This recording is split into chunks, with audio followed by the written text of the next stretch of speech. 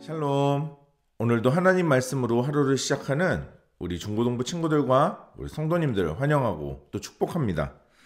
오늘은 누가복음 9장 37절에서 50절까지의 말씀으로 함께 묵상 포인트를 나누려고 합니다. 오늘 첫 번째로 나누고 싶은 묵상 포인트는 바로 믿음이 없이는 이라고 하는 주제입니다. 저는 다른 이름으로 주님이 없으면 이렇게 바꿔보고 싶습니다. 산 아래에서 예수님의 남은 제자들이 귀신을 쫓아내지 못한 사건입니다. 우리는 이전 본문에서 예수님께서 제자들에게 귀신을 쫓고 병을 고칠 수 있는 권세와 능력을 주셨다는 것을 우리는 보았었습니다. 그런데 오늘 예수님이 베드로, 야고보, 요한과 함께 산에 올라가신 사이에, 즉 예수님이 자리를 비운 사이에 제자들에게 일어난 일입니다. 한 가지 당황스러운 건 분명 예수님은 제자들에게 능력과 권세를 주셨습니다. 그런데 오늘 어쩐 일인지 아무리 기도해도 제자들이 귀신 들린 그 아들을 회복시킬 수 없었다는 거였죠. 오늘 본문 40절, 당신의 제자들에게 내쫓아 주시기를 구하였으나 그들이 능히 못하더이다. 이 아이의 아버지가 예수님께 말하고 있는 거예요. 제자들이 그렇게 해줄 줄 알고 부탁을 했는데 전혀 해주지 못했다라는 거죠. 여러분, 뭐가 문제였을까요?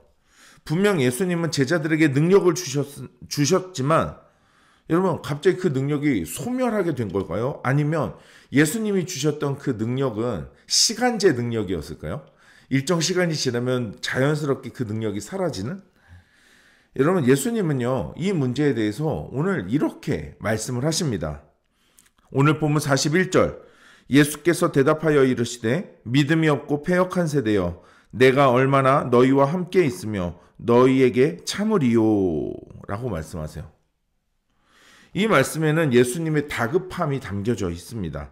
하반부 말씀, 얼마나 너희와 함께 있으며 얼마나 참겠느냐라고 하는 이 말씀은 이제 예수님은 곧 고난의 길과 십자가의 죽음을 통해 제자들과 이별을 하셔야 합니다. 언제까지 제자들 옆에서 그들을 돌볼 수 있는 게 아니다라는 거죠. 그런 가운데 예수님은 오늘 제자들의 문제, 여전히 믿음 없고 패역 없는 자들이다라고 말씀하시는 거예요. 이거는 능력이 문제가 아니고 믿음의 문제라고 말씀하고 계시는 겁니다. 패역했다라고 말씀하시죠. 믿음이 없다. 여러분, 제자들이 예수님에 대한 믿음이 없었을까요? 물론 대답하면 믿는다라고 했을 겁니다. 여기서 말하는 건 단순히 예수님에 대한 불신의 이야기를 말하지 않습니다. 오늘 본문 전체의 내용을 보면 이들은 예수님을 안 믿은 것이 아니라 마음이 다른 곳에 있었다는 거죠. 다른 말로는 두 가지의 마음을 가지고 있었다라는 겁니다. 내가 무엇인가 할 수 있는 것 같고 내가 능력이 있는 것 같은 착각. 그러나 믿음의 능력은 능력 자체가 아니라 믿음의 대상을 온전히 의지하고 신뢰할 때 힘을 발휘합니다. 우리는 종입니다. 그런데 종이 주인을 의지하지 않거나 주인의 뜻을 따르지 않는다면 문제가 심각해지는 것이죠. 여러분, 오늘 제자들의 모습은 바로 그런 모습입니다. 종이 아니라 자기를 주인인 듯 생각하고 행동했다는 거죠. 패역했다라는 이 말, 여러분, 이 패역했다라는 말은 기준은 있는데 이 기준에서 벗어났다, 그래서 왜곡되었다, 삐뚤어졌다라는 뜻이에요. 자, 결국 이 제자들이 패역했다라는 건 주님이 원하시는 뜻, 주님이 원하시는 방향, 주님이 원하시는 기준에서 많이 삐뚤어져 있다라는 뜻인 거죠. 여러분, 기적이 일어나야 한다는 건 아닙니다. 하지만 우리가 믿음의 능력으로 살지 못하는 이유, 세상 속에서 우리의 믿음이 무기력한 이유는 하나님 중심이 아닌 나를 중심으로 믿음 생활을 하면서 주님이 원하시는 뜻과는 전혀 다른 모습, 전혀 다른 방향으로 우리의 믿음과 삶이 나아가기 때문에 그렇다라는 것입니다. 신앙이 있다고, 믿음을 가졌다고 할지는 모르지만 그 중심에 주님이 없으면, 믿음이 없으면 아무런 의미가 없다는 것이죠. 두 번째로 오늘 묵상 포인트로 저는 동상이몽 이라고 함께 나누고 싶습니다. 동상이몽. 예수님은 귀신 들린 아이를 고치시고 제자들에게 한 번 더 자신의 순환과 죽음에 대해 말씀하십니다. 오늘 44절. 이 말을 너희 귀에 담아두라. 인자가 장차 사람들의 손에 넘겨지리라 하시되. 한 번 더 제자들에게 말씀하시죠. 자기가 넘겨질 것이다. 순환을 당할 것이다. 그런데 이 말씀에 대한 제자들의 반응, 오늘 45절입니다. 그들이 이 말씀을 알지 못하니 이는 그들로 깨닫지 못하게 숨긴 바 되었습니다. 또 그들은 이 말씀을 묻기도 두려워하더라. 여러분, 예수님께서 영광을 받으시는 방법은 사람들의 손에 넘겨지는 것이다 라는 거예요. 고난과 순환의 길을 걷는 것이라고 말씀하시지만 제자들은 알지 못한다라고 성경은 기록합니다. 여러분, 그리고 이런 예수님의 가르침에 대한 바른 태도와 반응을 보이지 못하니까 제자들은 결국 잘못된 태도를 보이게 됩니다. 그것이 오늘 본문 46절과 49절인데요. 먼저 46절입니다.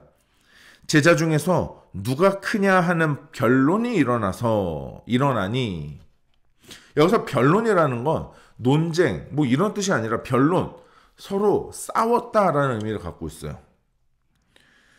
제자 중에 누가 크냐, 네가 크네, 내가 크네, 네가 작네, 이런 이유로 싸웠다라는 거죠. 오늘 또한 49절 본문입니다. 요한이 여짜오되 주여 어떤 사람이 주의 이름으로 귀신을 내쫓는 것을 우리가 보고 우리와 함께 따르지 아니하므로 금하였나이다. 여러분, 49절에서는 자신들은 귀신을 쫓아내지 못했잖아요. 그런데 귀신을 쫓아내는 사람이 있는 거예요. 주님의 이름으로. 그 사람을 지금 제지합니다. 여러분, 이거를 우리가 사자성어로 자격지심이라고 하죠. 무능한 자신들이 부끄러워지는 일이에요. 왜냐하면 예수님의 제자인 우리들은 못했는데 주의 이름으로 다 이런 일들을 하는 사람이 있었으니까요. 그래서 그들로 하여금 하지 못하게 했다라는 겁니다. 우리를 따르지 않는다라는 이유로 말이죠. 여러분, 예수님은 제자들에게 자신의 순환과 그리고 고난받으실 것을 가르치시면서 분명히 말씀하셨습니다. 나를 따르려면 자기 십자가를 지라, 자기를 부인하라. 여러분, 하지만 오늘 읽었던 지금 이 46절과 49절의 이야기를 보면 그 어느 이야기도 자기를 부정하는 이야기가 아닙니다. 예수님을 따르는 것은 더더욱 아닌 거죠. 제자들은 예수님의 가르침에 지금 동상이몽하고 있다는 것입니다. 여러분, 우리는 어떻습니까?